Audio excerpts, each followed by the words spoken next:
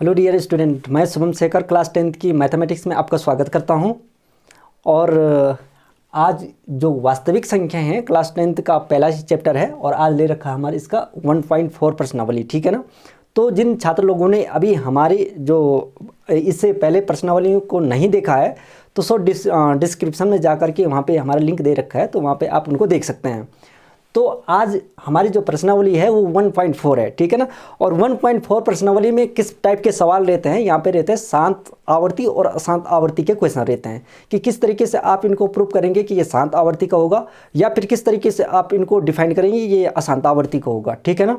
तो इसी के क्रम में चलते हुए इन क्वेश्चनों को देखने का प्रयास करेंगे, ठीक है। तो जैसा क्वेश्चन नंबर 1 है, देखिए अगर हमने इनको करना है शांत या अशांत आवर्ती में, ठीक है। जहाँ तक शांत आवर्ती की बात आती है तो शांत आवर्ती में हमारा क्वेश्चन किस टाइप का होना चाहिए, कुछ इस टाइप के होना चाहिए 2 की पावर n और 5 की पावर m, 2 की पावर n इंटू 5 की पावर m के फॉर्म का होना चाहिए। यानी कि जो उसका डिनोमिनेटर होगा, मतलब उसका हर होगा, तो हर में 2 और 5 के अलावा कोई और नंबर्स नहीं आना चाहिए, ठीक है ना। अगर 5 और अगर आपके पास तो कक्षा 10 में क्वेश्चन आता है, 1 नंबर का क्वेश्चन आता है कि बिना लंबे विभाजन किए बिना ही इसका बताना है कि दशमलव प्रसार कैसा होगा, शांत होगा या फिर अशांत होगा, ठीक है ना। तो वहाँ पे 1 नंबर में लिखना है, तो उसका हर में अगर 2 और 5 के अलावा कोई और नंबर्स नहीं आते हैं तो फिर जो ये क्वेश्चन होगा तो वो क्वेश्चन होगा हमारा शांत आवर्ती का, ठीक है। अगर 2 5 के अलावा कोई और नंबर्स आते हैं, सपोज दैट जैसे 3 आ गया फिर 7 आ गया, तो वो फटक से पहचाना जाएगा कि ये अशांत आवर्ती का क्वेश्चन होगा, ठीक है। तो इसी क्रम में देखिए कि उसके हर डिनोमिनेटर में 2 की पावर n और 5 की पावर m के फॉर्म में आना चाहिए, ठीक है। जैसे हमारे पास पहला क्वेश्चन है यहाँ पर 13/31/25, पहला क्वेश्चन है हमारे पास 13/3125, ये क्वेश्चन है, ठीक है ना। अब देखिए जो ये क्वेश्चन है तो हमें हर से मतलब है, यहाँ पे किससे मतलब है, हर से मतलब है कि हर में अगर 2 और 5 के अलावा कोई और नंबर्स आते हैं, ठीक है ना, तो हम कह सकते हैं कि अशांत आवर्ती का होगा। और इसके हर में केवल 5 या फिर 2 आया तो हम कह सकते हैं डायरेक्टली कि ये शांत आवर्ती का क्वेश्चन होगा, ठीक है। अब देखिए जो ये हर है तो हर के बनाने फैक्टर्स, क्या बनाने, फैक्टर्स बनाने, ठीक है। तो ये देखो जो 31 और 25 है तो इसके अभाज्य गुणनखंड के रूप में इसको तोड़िए, ठीक है ना, इसको तोड़िए।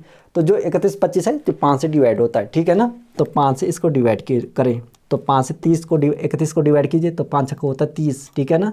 यहाँ से एक बच्चा 1 आगे चला गया 12 हुआ, ठीक है।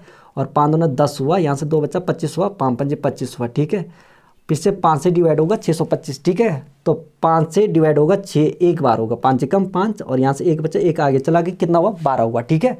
और 5 दूने 10 और 12 में से 10 जाता तो 2 बचता है, 2 आगे चला गया 25 हो गया, ठीक है।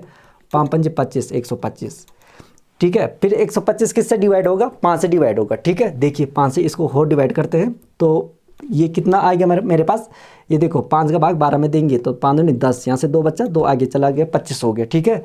और 5 पंजे 25, 25 अब 25 तो 5 ही से डिवाइड होता है, 5 पंजे 25 और 5 भी 5 ही से डिवाइड होता है, 1 आ गया, ठीक है। 5 कम 5, तो ये फैक्टर्स बने इसके, किसके, 31 25 के फैक्टर्स बने। अब इन फैक्टरों को उठाना है और इसके हर के नीचे लिखना है, ठीक है। तो सो बनेगा हमारा क्वेश्चन 13 ये फैक्टर्स यहाँ लिखिए 5 गुणा आगे 5 गुणा आगे 5 गुणा आगे 5 गुणा आगे 5, ठीक है। ये जो फैक्टर्स बने 1 2 3 4 और 5, ये 5 फैक्टर यहाँ आ गए, ठीक है। तो अगर आपके पास 1 नंबर का क्वेश्चन रहता है, एक छोटा सा क्वेश्चन रहता है 1 नंबर का, तो आपने इतना ही लिखना है, ठीक है। अब देखिए 5 के अलावा और संख्या आपको दिखाई दिया, नहीं दिखाई दी इसमें, तो आप डायरेक्टली कह सकते हैं कि ये शांत आवर्ती का क्वेश्चन होगा, ठीक है। अगर 5 के अलावा सपोज दैट इसमें कुछ और नंबर्स होते, अगर 2 भी होता इसमें तब भी ये शांत आवर्ती का था, लेकिन 5 और 2 के अलावा अगर इसमें कोई और नंबर्स आते तो हम डायरेक्टली कह सकते थे कि ये अशांत आवर्ती का क्वेश्चन होगा, ठीक है। अब देखो 5 ही आया खाली, तो 5 कह सकते हम कि ये शांत आवर्ती का क्वेश्चन होगा, ठीक है। अगर आपने दिखाना है कि किस तरीके से शांत आवर्ती का क्वेश्चन होगा, ठीक है, तो आप इसको और तरीके से आगे सॉल्व कर सकते हैं। देखिए ये जो 13 आया तो 13 को तो सेम लिखिए ऊपर से, ठीक है। और ये 5 बार 5 आया गुणनखंड के रूप में, तो इसको लिख सकता हूँ मैं 5 की घात 5 लिख सकता हूँ, इसको क्या लिख सकता हूँ मैं, 5 की घात कितना आया, 1 2 3 4 और 5, 5 की घात 5 लिख सकता हूँ। अब इस डिनोमिनेटर को फिर से मल्टीप्लाई करना है, किससे मल्टीप्लाई करना है, 2 की पावर, ये देखो 2 की, यहाँ 5 की पावर 5 था तो यहाँ पे 2 की पावर 5 लगाना है, ठीक है ना। दोनों को सेम बनाना है, दोनों की पावर्स को क्या बनाना है, सेम बनाना है। जब दोनों की पावर सेम हो गई, ठीक है ना, तो ये 2 की पावर 5 से यहाँ भी मल्टीप्लाई हुआ और 2 की पावर से ऊपर भी मल्टीप्लाई होगा। कहाँ मल्टीप्लाई होगा, यहाँ भी मल्टीप्लाई होगा 2 की पावर से, ठीक है। तो 2 की पावर 5 से यहाँ भी मल्टीप्लाई हुआ, ठीक है।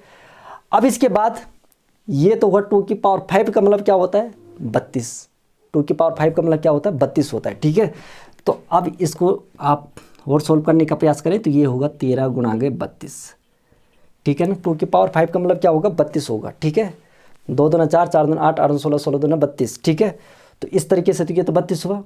अब देखिए इसकी पावर सेम है, ठीक है। तो पावर जब सेम रहती हैं तो पावर में कोई चेंजिंग नहीं आएगा। तो इस समय बेस क्या है, इसका बेस देखिए, इसका बेस 5 है और इसका बेस कितना है, 2 है।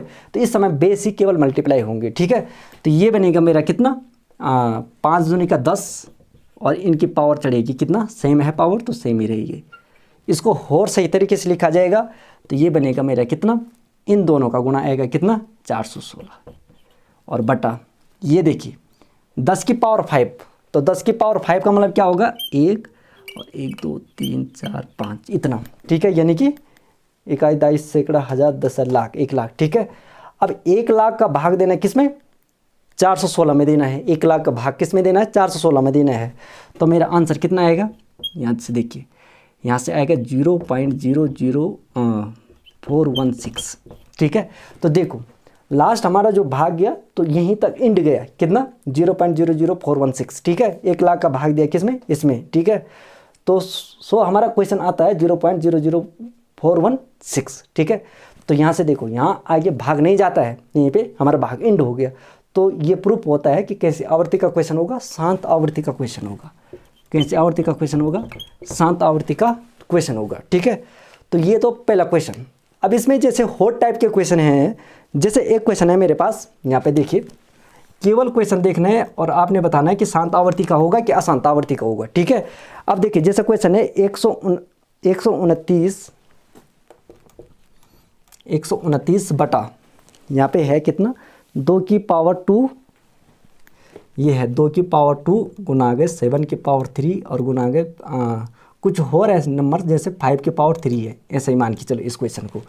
अब देखो यहाँ पे 2 की पावर 2 आया, 5 की पावर 7 आया और 5 की पावर कितना आया, 3 आया। तो देखो यहाँ पर 2 और 5 के अलावा एक दूसरा नंबर सा रखा है 7, ठीक है। तो इसलिए आप बोल सकते हैं डायरेक्टली कि अशांतावर्ती का क्वेश्चन होगा, ठीक है। यहाँ पे जैसे एक दूसरा क्वेश्चन है, देखिए ये क्वेश्चन है, जैसे ऊपर तो कुछ भी रह सकता है, ऊपर में है जैसे ये 23, जैसे ये तीसरा क्वेश्चन है, ये है 23 और बटा 2 की पावर 5, ठीक है, और इंटू 5 की पावर 3 है। यहाँ पे 3 मान के चलो इसको, ठीक है, इसी को मान के चलो। अब यहाँ पे देखिए, यहाँ पे 2 की पावर 3 यानी कि 2 कितनी बार आ रखा है, 3 बार आ रखा है, ठीक है।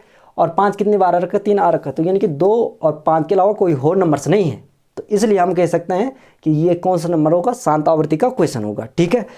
अब इसी के क्रम में चलते हुए जैसे एक क्वेश्चन और है हमारे पास यहाँ पे, कि जैसे ये क्वेश्चन है, चौथा क्वेश्चन मान के चलो इसको, ये है 77 बटा 210, ठीक है। तो हमें खाली इसके डिनोमिनेटर से मतलब रहता है कि डिनोमिनेटर में क्या है। तो देखो इसको और सही तरीके से लिखें तो ये होगा 77 बटा, यहाँ पे इसको लिख सकते हैं 21 गुणा के 10 के फॉर्म में भी इसको लिख सकते हैं। इस फैक्टर को और तोड़ें तो ये आएगा मेरे पास कितना, 77 बटा, इस 21 के फैक्टर क्या क्या होंगे, एक तो होगा 3 गुणा के 7 और गुणा के 10 के फैक्टर क्या होंगे, तो ये होगा 2 गुणा के 5। अब देखिए यहाँ पे 2 और 5 के अलावा कोई और नंबर्स भी आ रखे हैं, और वो नंबर्स क्या क्या आ रखे हैं, एक 7 आ रखा है, एक 3 आ रखा है। इसलिए हम कह सकते हैं कि अशांत आवर्ती का है, कह सकते आवर्ती का है, अशांत आवर्ती का है। तो ये थे इस प्रश्नावली में कुछ और भी क्वेश्चन है। तो बस आपने खाली क्वेश्चनों को देखना है और बताना है कि शांत आवर्ती का है या फिर अशांत आवर्ती का है। तो ये 1.4 की एक्सरसाइज रही जो कि यहाँ पे इस समय कंप्लीट होती है। तो इसमें और क्वेश्चन है तो आप देखें, अगर समझ में नहीं आता तो आप कमेंट बॉक्स में कमेंट कर सकते हैं। तो thanks for watching for this video.